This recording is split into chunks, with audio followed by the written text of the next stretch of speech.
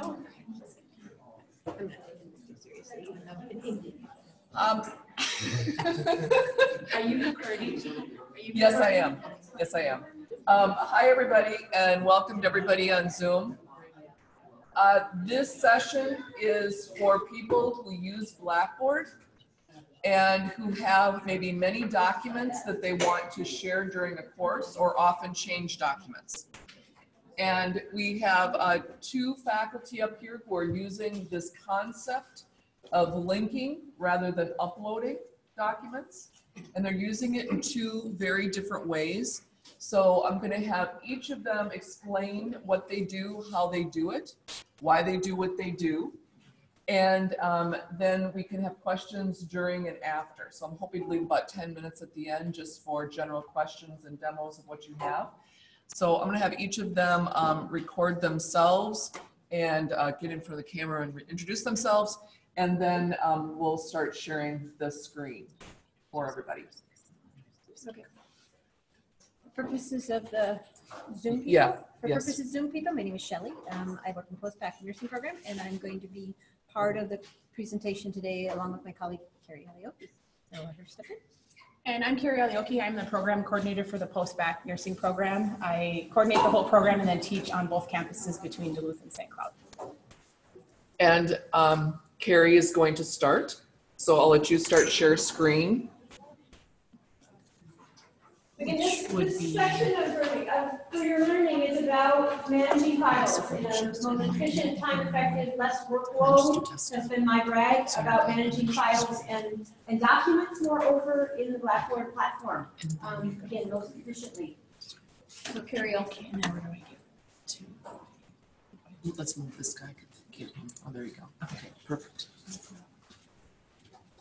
So Amy asked us to come talk today about how we use the Drive and Dropbox and the linking in the postbac program, and just a little bit of history on why this happened. The postbac program is a nursing program, a second-degree nursing program for folks who already have a bachelor's degree. It's an accelerated 4-semester program in which they receive a second bachelor's degree and they're ready to sit for the State Board of Nursing. The postbac program is accredited as one nursing program, but we have two campuses. We have the Duluth campus here and the St. Cloud campus, of course, down in St. Cloud. The way we're accredited is one program. We need to have matching syllabi, matching program outcomes, matching course objectives. We really have to have the same program and the same courses between the two campuses, which is a little challenging because the Duluth campus is face-to-face. They're here Monday through Friday all week long. They go to clinicals and lab up here in Duluth. And the St. Cloud program is a hybrid where all of their theory is online. So they spend 4 weeks at home learning online, and then they come to the St. Cloud campus for a week for lab. They go back home and learn online again for 4 or 5 weeks. They come back to the St. Cloud campus for a week, and then they go off to clinicals. So they are two entirely different pedagogies, two different platforms, very different in how the delivery of the material is received, but we have to do the same. So some of the challenges in that is how do we do the same with two different platforms, and how we started to tackle some of the things that needed to be the same was to have a shared drive. We use the Google Drive in a shared format so that way the documents that are between the two campuses, we can easily share them rather than upload, something's changed, we have to pull it off, change it, re-upload it again. So we've been utilizing the team drive so that we all have access to the same documents in a manner that is a little more efficient than using like the R drive or the K drive, because these are documents that we can then manage together and we all have access and rights to.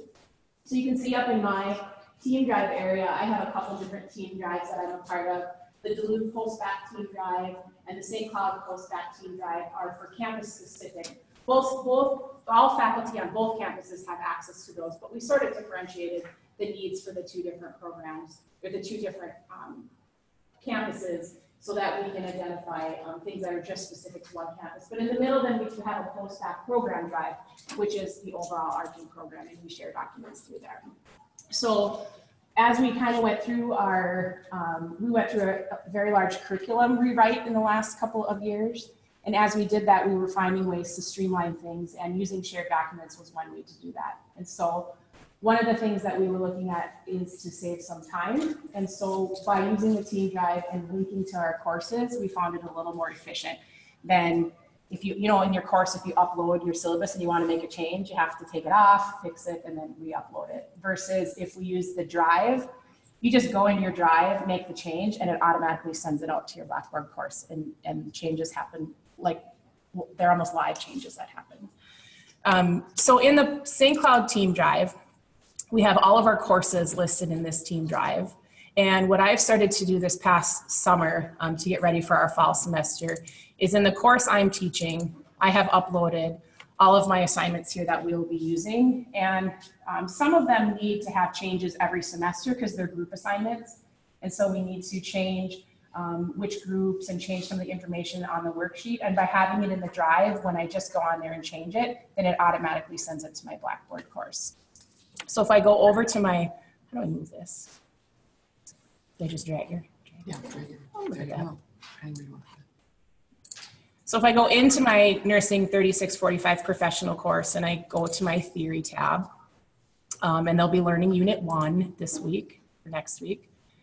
And I'm just going to click down to one of the units that we have. This is a large unit, of course, because it's the nursing process. But if I scroll down here and I see that they have to complete these 2 worksheets, one's a worksheet, one's a case study, when I click on it, then it opens it in the Drive.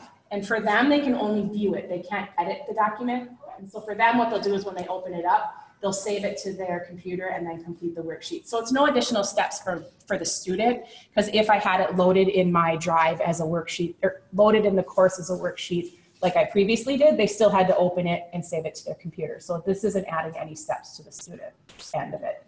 So when they click on it, it opens from the Drive.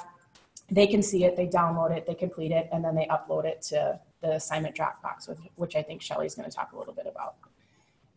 So if I go back over here in my Team Drive, I would find this same worksheet here. And if I were to make any changes here, I wanted to change question number 1 because our NANDA standards have changed. Maybe I need to update that. All I need to do is update it here, and over back in this course, it's going to automatically update that assignment already built in my course. So it seems like it's a little bit more user-friendly when you're managing. Maybe worksheets wouldn't have a lot of changes to them, but things like the syllabus, things like the course calendar, things like that I store in my Drive, I can just update from there. And then it automatically goes to, in Postback, I'll get to you just a second, Chris. We use master templates. So the master template would get updated, and then when it rolls out for the new semester, it would automatically update all of those links in the courses. Chris? So I understand how you would make the link. Mm-hmm. Well, when you're in the Team Drive, my question is, for instructors, you would need edit access. For students, you would need read-only access. Is that something that you can do? So yes, and maybe you can help me with this a little bit, but and that's what we have in the Team Drive, so that if I'm no longer teaching this course, that faculty who then teaches the course will have access to edit it. So yes, I can share this document with anybody on my team and they have rights to edit it.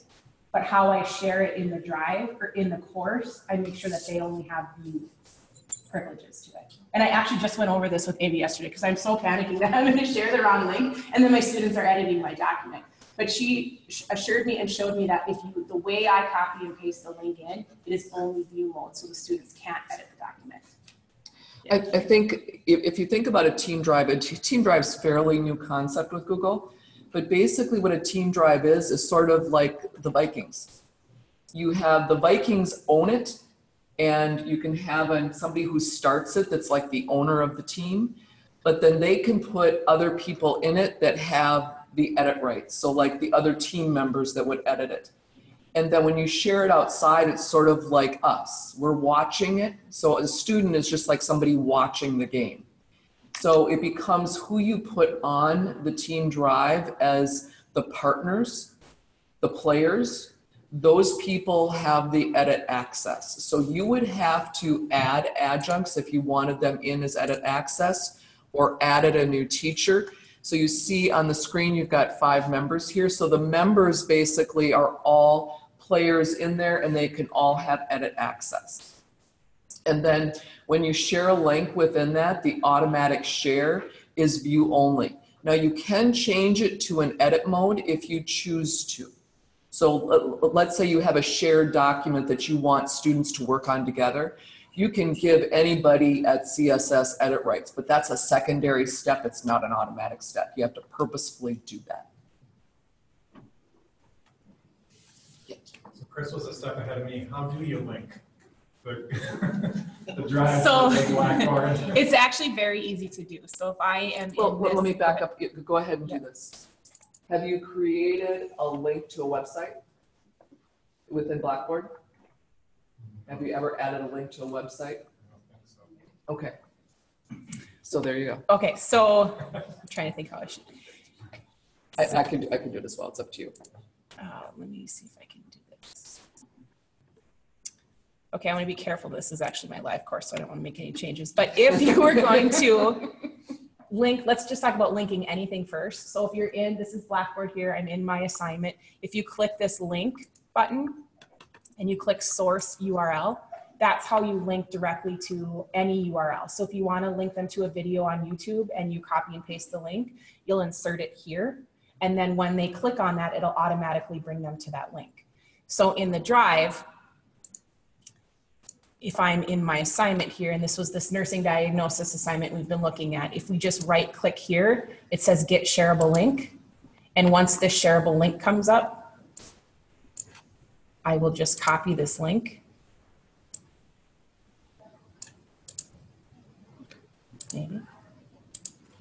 Well, in theory, I'll copy this link. Do you know why it's not copying? Oh, where'd it go? I think it's just slow. Okay. Well, so we will copy this link. I won't actually do it. And you'll you see can there's see a here. little thing Yeah. that pops up at the bottom, link copied. Okay. And then see there where it says the link can view. So that's your double check of yes, they can only view it, they can't edit it. So I would right click on here and copy this. And then I go back to my course where I had my box open here, and I'm going to paste it into here. And we won't actually put anything in here. We would paste it here, and then it would bring me the next step where I can name it whatever I want to name it. So it could be like link to worksheet or link to YouTube video or whatever you want to link it to. And then when you hit save, if I hit submit there instead of cancel, it'll show up like this: complete the nursing diagnosis worksheet. And so that blue underline is a hyperlink linking me to something. So whether or not you use the Drive, if you have that as a takeaway, if you want to upload any link to any website, that's how you would do it in Blackboard. So it just starts with the section of the page and you figure out where the edit button is. Yeah. And then let yourself through with the tools. Yes. So she's got it open to edit or no? No, I closed it. She closed it up. But the edit button is at the top there. You want to show them again where the edit button is? Because I just, yeah, there's the edit button to the right of every header. And then you just work it through from the toolbar on your linking thing, your chain thing. Just make sure edit mode's on your page, that you have it on and not off. I guess I just offer that as if the steps there were too overwhelming. Start with edit and then go to the little linky chain picture and it'll guide you with some thoughtfulness. So Shelly's going to share a little bit what she's done in her courses. Any other questions on how the team Drive could be helpful? I'm sorry to perseverate on this, but how would you then change this if this is a document that I want to use, like a wiki where they are working on it as a group, as a team? How would I change it from view only, where you said you can save the view thing? How would you change it to multiple access? I'm not sure how to share that. Yeah. Would you need to do it in the share? Yeah, you need to do Okay. up here. Up there. Yep, I think I'll So you go into actually my have to physically Drive. type in their Okay, this is email. okay. Okay, so you'll notice if I put on share, it says people at the College of St. Scholastica with the link have access. Oh, you so, okay. Okay, so if I click this, you'll notice I can add people in the other ones who has access. Yours is different than mine. So Okay, right here, editing suggesting, you have a different one here than I do. I'm gonna go to mine for a second. So Chris, you're looking for a shortcut, an easy peasy. No, he's looking for how you use a document to. But I hear, but Blackboard is awful, so this would be here for me to Yeah. use as a shared Google Doc and have it pre-made. so the reality is you would need to put in individual students' email contact information. There's, Or open it to the camera. yeah, there's other ways you can do it. For example, I think I have other people in here. There's a list of things. I'm making sure that I have, let's do this one. Student Zoom instructions. So if I right click on it, there's this share thing here, plus share. And you'll notice anyone with the link can view. So and then there's this setting down here, I don't own this. But then there's advanced, so you can add other people to do it. I need to go to something I own because it's not allowing me to. Let's try this one.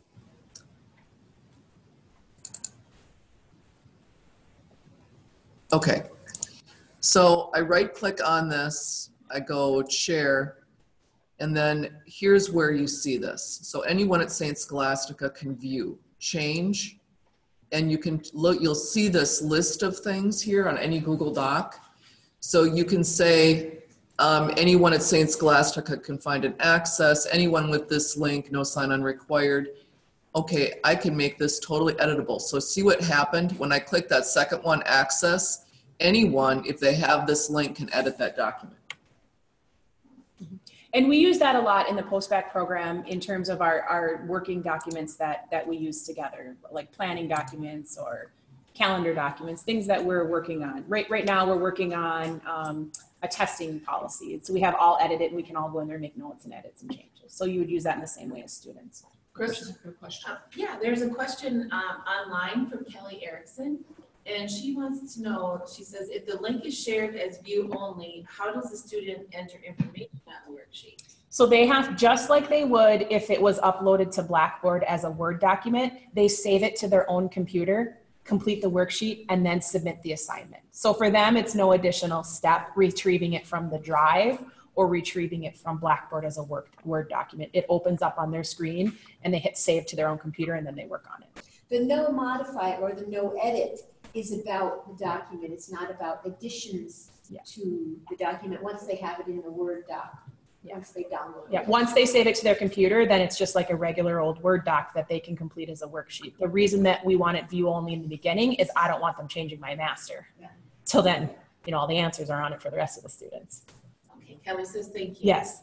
Yes. So going off of Chris's comment, question, so let's say we have multiple groups, so like one of our courses would, following multiple groups. So if we want to do like a wiki or have like a document for them, can we just make a copy and say group 1, group 2, group 3, and then they each would have their own link? Is that kind of how we? Correct, yeah. Yeah, and it seems like it would be tedious, but it's really just make another copy, make another copy, make another copy. Now you have 4 copies of the worksheet, and then you assign groups to this one, this one, this one. Then, like the master, so like my other question is, we have 3 sections, so each section have to make their own copy then? Well, no, if each section has a copy of the master, they can make their copies from that master, but they would have to make their own for their own groups. Yeah, but they could have all access to the same master that they would copy it from. Yeah, does that make sense? Yeah. Okay. Was there a question over here? Yeah.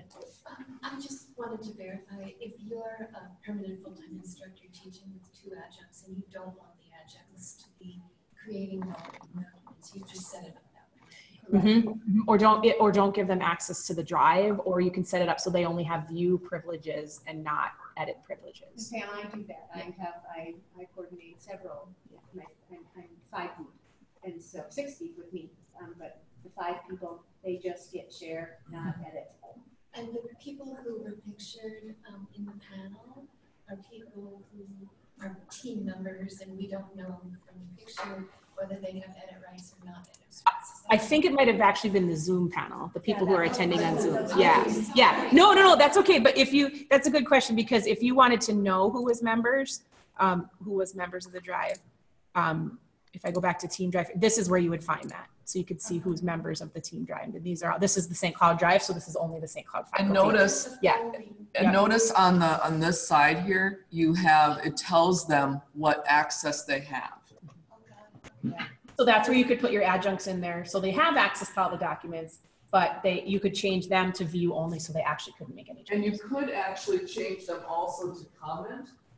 So if they want to comment on the document, if necessary, that we have an issue with this here on this particular course, there's been an issue with this particular worksheet or something like that, you can give them comment access.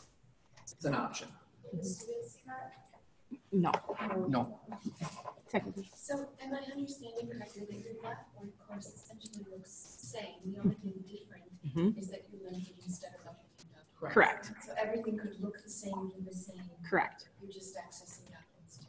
Yep. Correct.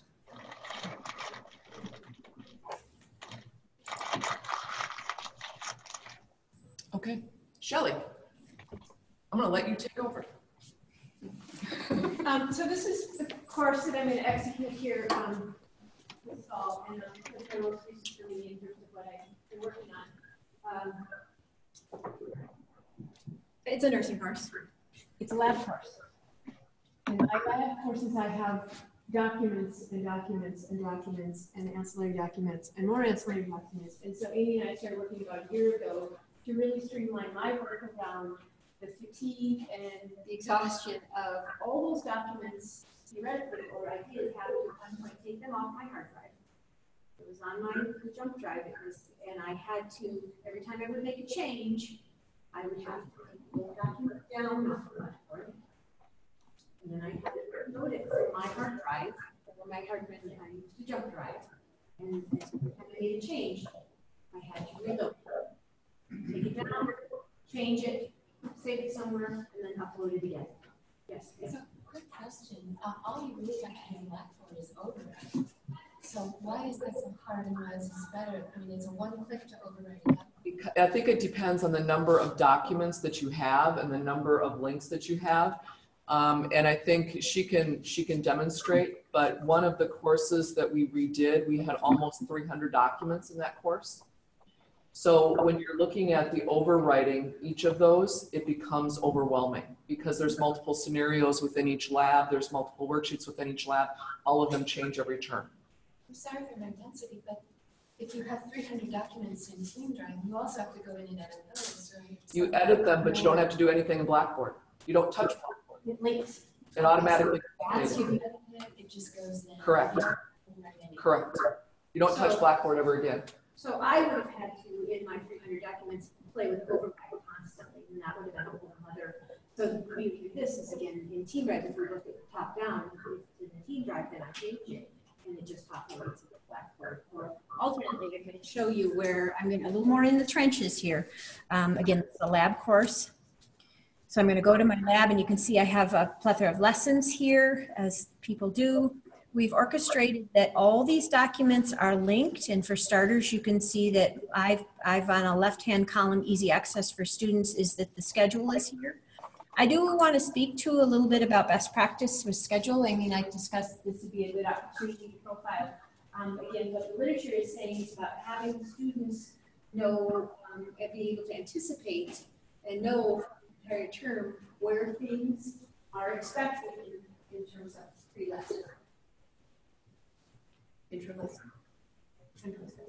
So this is student-centered pedagogy. You'll notice there are codes there. And so we created this document, and I'm using it with some tweaks. It's my third rollout with Amy. Again, as we work to make it a little bit better every time I execute. So again, taking the opportunity to show you how this works for my particular course. This does, no doubt, take advanced preparation on the faculty's part to know that in week or in lesson 6, I'm going to have these assignments, and this is how I'm going to expect them to be accomplished, pre, post, or intra, post, and how I expect them, moreover, to upload. We have a question from. There's a request from online that when you move closer to the screen, talk louder. Thank you. Thank you. Thank you. So Amy has scrolled down here to show you that we created the question on the table was, well, how do we make sure the student knows when and how to submit the assignment? So at the top, we created the when. We came to, again, student-centered, that it was going to be 23:59. Instead of splitting hairs about whether it was going to be, oh, wait, let's just decide. So 23:59 became the pre-lesson. The day before the lesson, 23:59 day of lesson, day before the lesson, and then 23:59 student-centered. It's all the same. They don't need to spend energy trying to figure out when that particular assignment was. Times are all the same. Obviously, it had to work as I flushed it through my operationalization of the course. You can see that I offered a caveat. There is some, or an alternate. There's a series of quizzes that have an alternate await date of exam. And I leave that open in particular because our students want to see, they want to play around in these practical exams right up to the daily exam. So that closes at a different time, again, 0800. Now so that covers the time. When are you going to submit these to me? The how is down here in the legend. So Amy and I got creative and said, okay, how can we shortcut? How can we shortcut? You keep telling me if they're not here today, right? And so we just arbitrarily created these codes. And this will be declared execution of this type of schedule for this cohort or group of nursing students. This went beautifully from the start. They were able to accommodate, okay, I just need to look at the schedules and look at the codes, and that'll tell me. And so my workload has tremendously reduced around calls to my office, encounters in the hallways from students as to how and when. Again, really largely around giving them a standardized time, no questions, and a how. Your key is at the bottom of the schedule, refer to it. And that has been my mantra. Your key is at the bottom of the schedule, refer to it.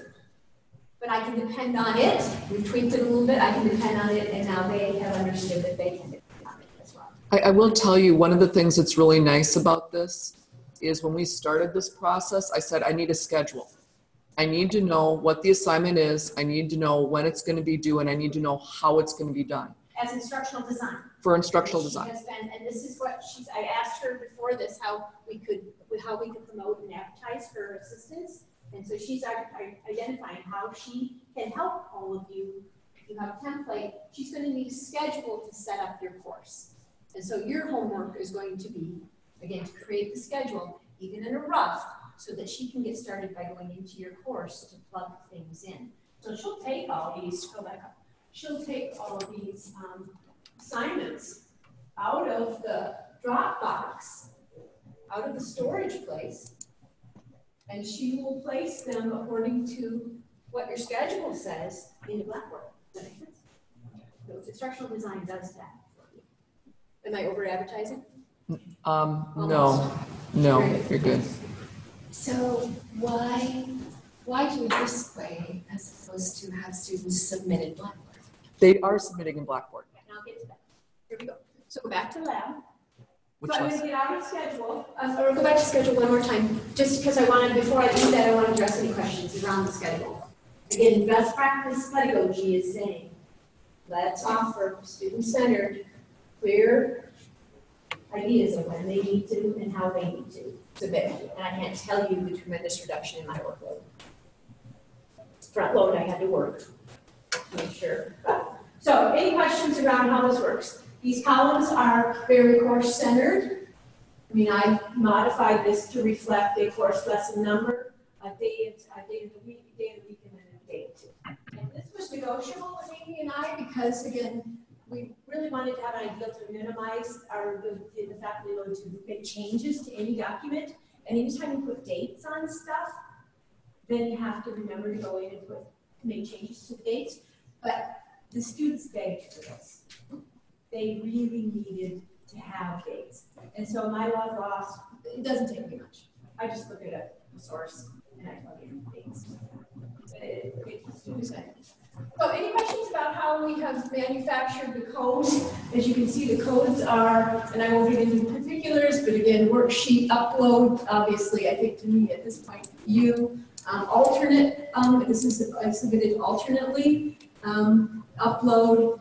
This is a worksheet alternately. There's an alternate route. Worksheet paper. Amy's up there. Paper. I wanted it paper. And it looks like I want it intra-class. I wanted them to bring the paper or the document. So the P is there, so you can see across. The prepping quizzes are in another software that we purchased for the program. So that's an A alternate. They have navigated enough, been seasoned enough to know how to submit their quizzes in an alternate route, which is in this Linden Top alternate software. You can kind of see where that's up. Yeah. Okay. Any questions about encouraging people to do this? So to save space, you're basically using a coding system. Correct. By what the assignment is. That's correct. Yes, and to streamline it. I mean, really, and I had we launched this in kind of a sophisticated, it wasn't all that rough. It had some tweaks to be made, but the students just were able to acclimate to it right away. I do want to point out that those codes are important. If, when we were planning this, if I end up looking at what the assignments are, you'll see if I go into the grade center, assignments, prep you quizzes, no point assignments, we ended up setting up categories that matched the schedule that also matched her syllabus. So go back over the grade book. So this is the beauty. Is I want to see, I've got in the nursing program, we appreciate that they submit everything. We had kind of a collision about 3 years ago. You took an epiphany for us that said the students were submitting and they looked at this and said, well, it wasn't working. We're not going to do it. Well, in order for us to dispatch qualified nurses in the community, we need to have them accomplish the curriculum, and that has to do backup. They need to accomplish the assignments. So it led to, in this platform, no points. I want to look at the grade book, and I want to see, can you show the grouping? There it is. No points for assignments. I want to see if a student in particular who's a slacker has been kind of submitting the no point stuff or not, or if I want to look at all of them at the in the quarterly through the term halfway, and I want to see if they're slacking about submitting their no point stuff. I can just go short course into the no point stuff, and I can look all the way across and see, okay, they're slacking, they're not slacking, they're getting this stuff in, even though it's no points. And in like kind, I can go into assignments with points, and that's where the weight is, of course, and I can see across the board the assignments with the points. Are we satisfying those? And what kind of scores are they indeed getting? The no points are you probably well know that the no points just have a check mark next to it. They've submitted it. But in this point category, again, obviously there will be scores. So it's helpful. Sense? So it's a really nice, concise way for me to say, where are my people living? So as you can tell, I live by that schedule as a designer to be able to set up the grade book and set up the assignments. So we wanted to make that point very clear today. Your work is in harnessing, in working in partnership with Amy, is to get your schedule done. And she not takes it, but she takes it, and then she runs with it and plugs it in, and then you have this beautiful platform to work from. I'll let you show which one do you like me to click on? You know, again, I got tons of documents, and the impetus was to get me to not having to take down on a Blackboard, fix it, and reload it up again. So if you look at number, look here. Which one? Perfusion students. Am I still coming through 5? for Zoom people? Yes. Okay. Okay, so lab course, I got lab 5, now if you remember the schedule, all these linked documents are on that schedule. So it's a relationship. So I can create these now that I'm more seasoned. So she opened up a link. There's the worksheet that they need to accomplish. And they can only download this. And I remember when Carrie was talking about, you get the document off the platform, they put it in their space on their computer, they complete it, and then because Amy created a nice Dropbox, an upload place, a portal, then they can take it and there's another worksheet. And all these worksheets now are listed on the schedule. And she can, this is their outline, which goes with, this is a lab outline that tells them exactly what's going to happen over the course of the, you can see it's time mediated, the resources for the, in addition, these worksheets are linked in the student preparation piece. So again, this is wedded in a third step. The schedule says that those worksheets for the lab. Schedule says that those lab worksheets were somewhere, and indeed the student preparation also has them linked. Beauty of this for my work is I just need to change, if I want to change that part of that worksheet here, worksheet number 1, I change it.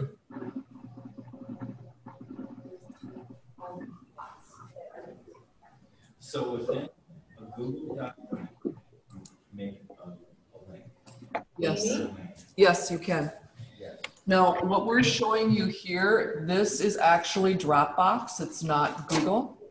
We're using a different software, but Amy's going to take you back up how I get to my, this is my filing system. Now, this is no longer my jump drive. I have abandoned my jump drive in a healthy kind of way. It took me like, my jump drive. She's much better now. I am, but it's, for years, that jump drive was going to drop in the parking lot and it was just now we have, this is AKA the cloud. Dropbox is a software platform that's in the cloud, so to speak. And I loaded I have just taken my jump drive, I copied all my files, deep and wide, I dropped them into Dropbox. And so all those files are linked in the course, are linked to this Dropbox. So what I'd like you, I'm sorry, I just want you to notice here that this is Dropbox.com. So this is the cloud. Shelley was nice enough to set it up. She owns it, and she shared it with me and Kate. So we have edit access. So I'm going to, yes, okay. Well, I have a personal Dropbox account, but do you have is this one? This is a work one. I have a personal one as well. This is a work one. So you make sure you're setting it up through CSS account. So I'll follow up to that question. So then in CSS, so you can only have so much space. No, we have not. We have not as of yet. And the reason is if we upgrade to Blackboard, Blackboard has it built in. It's an automatic. So we haven't done that yet because we're this close to upgrading and they have a built-in ability to just link it right to Dropbox. So is everybody clear? This is one step removed. The Dropbox is one step removed from the team files that carry profile. Team files. There's Dropbox, then the team files. Each team. You go back up to my course. So this list is empty. It's all on its own. It's software. Where do you want me to be? Go back out to my course and then go back into lab. And then we talked about schedule, the calendar, and like Dropbox. Amy has created faculty materials. If you look at faculty materials that is posted to students. Yep. Here's the link to the Dropbox. So anybody who I'm working with, my 5 faculty plus my lab tech, who needs access to all of my files in view, not edit, and find them here. You just how it just linked out. So Amy has been instrumental in making sure that that piece under faculty materials in the left-hand column really expanded to a link out to the Dropbox. Now you can get to Dropbox again as a standalone by Dropbox on the web. You can get to it that way, like leaving in your password. But you can also, for my lab tech, for my 4 other people, my adjuncts who have a lot on their plate, this is easy peasy. In the course, out to Dropbox. And all my forms, I go ahead and access the link. Yes, questions? Is it the same? Is it the same as with the Google Drive? So if you just make a change in Dropbox, and does it automatically? Yes. Okay. It's a beautiful way. So, did you go back out to yeah, so you can see my different courses, but 3871, all these per lesson, and I basically just copied this from my jump drive and then started to manipulate it to manage it from the Dropbox. So my jump drive is now okay. There's one thing I need to have everybody understand. The reason that she's using Dropbox is because she has numerous formatted tables and different complex formatting that sometimes when you transfer to Google Docs messes the whole thing up and it becomes really difficult. You have to reformat everything. So I've circumvented that by Dropbox links to Word, links to Microsoft. And it doesn't change the file. It doesn't make it great. So you'll notice that these are docx files. That's why we use Dropbox. That was the only reason. It's one step more to add it to a team file and share it in Google. So if you look here, here's where all my files live. Again, this is AK my jump drive. Now it's in the file, and if we go and we find, can we go back out and find that schedule that we talked about? So we're gonna go out here to, Okay. I have one of my adjunct faculty that needs to see what materials, I'm sorry, what faculty materials. Oh, the faculty materials. Okay, I don't wanna go that way. One of my adjunct faculty needs to see what the schedule is. They go here, they go out to the link, they go down, and if they needed to look at any lesson materials, there it is, but there's the schedule. And now they can view it, but I can edit it. And then again, it just populates to Google Drive. I've placed all these files in Google Drive, it populates back out to the course, it populates the access to the students. So, did you guys see that? So I would go in through this link to get to Dropbox to make the changes. Also notice that you can see version history here. So I can see when the file And was I can see changed. when somebody worked on labs, like if Amy was in there yesterday. So I can see. I'm going to share all these files with the 5 faculty that I have. Right now, my lab tech and Amy and I are on. For the next couple days, I'll share it with everybody under view. And Pam, I don't want anybody messing with my 21-page outline. Don't mess with it. So, does that make sense? It's again 2 pieces for me. It's the craziness of taking things down, putting them on the desktop, making the changes to them, and then reloading them back to Blackboard. And it's and then for me it's about student-centered approach. Couple questions here. So we all teach such different kinds of courses. So in my graduate course, I may have, for 2 credit courses, I may have 2 major writing assignments. That's it. Right. I don't understand the advantage of creating a Dropbox. If you don't have a lot of documents, if you don't change your documents a lot, this probably isn't worth it. It really isn't. Unless you're in a situation like Carrie is, you have different programs, different locations, multiple adjuncts instructors, and you need to make sure that you have clarity and consistency across a whole program, that all of the people are using the same documents to teach their courses. To make sure that consistency is there, that's where it's beautiful. It is not valuable for one-up courses. The only thing that I have found it nice for with some of the one-up courses that I've had is when you have reading lists for each unit, and those reading lists may change constantly. I've had that happen because they're new links. They're new. It's a the medical, but it's right now. So those links to readings may change all the time. So it's not wanting to go in and make those changes in Blackboard. I've got a reading list. I'm going to change a reading list. So it really isn't valuable, mostly for those one-up courses. Well, Yeah. I think the Google Team Drive function would be valuable even for courses like mine. But what I don't see is the advantage of Dropbox when there are 2 major writing assignments. Well, I can just go to Blackboard, download their papers, and you can integrate them. I mean, why would I need that extra step? You don't, if you don't have lots of stuff in your course. You don't. It's just not necessary. I will say that when you come here, though, the assignments are the same. So they're uploading an assignment. I mean, they've got five assignments here. They're uploading. I will tell you that the one thing Shelley didn't mention that's really important, the students said they wanted the link to the worksheet with the assignment, period. We did a focus group as we trialed this idea around how we organize this page in particular, and there was some missing stuff here that was not student-centered. And again, the feedback, one of the bigger piece of the feedback was just give us the link for all these worksheets. So, but once it's done, does that make sense? Once it's done, I just can play around with Dropbox, and so if I want to change this one, I go in my Dropbox and it just populates. Now, the students still submit it the same. So they open this, they download it, they complete the worksheet, they come back here, they click on the link, and they upload it. Oh, sorry, wrong link. Or they go back. They click on the link and they upload it. So they come back here, they attach the assignment, browse their computer, attach the assignment, and submit.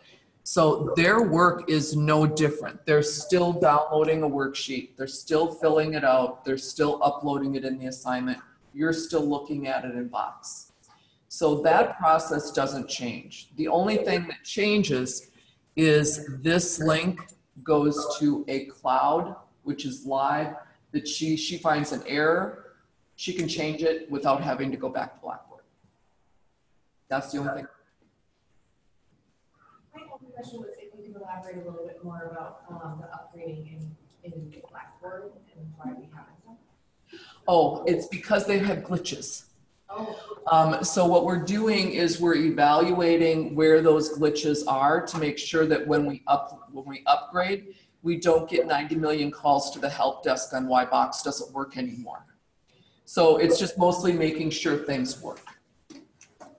And we are in talks with Blackboard right now. They are here right now, and we are talking to them about it. And would it exclusively partner with Dropbox, or you would still have the option to sort of do what works best? You still have the option to do what works best for you. The Dropbox thing is something that they have recently developed as with Dropbox as a built-in.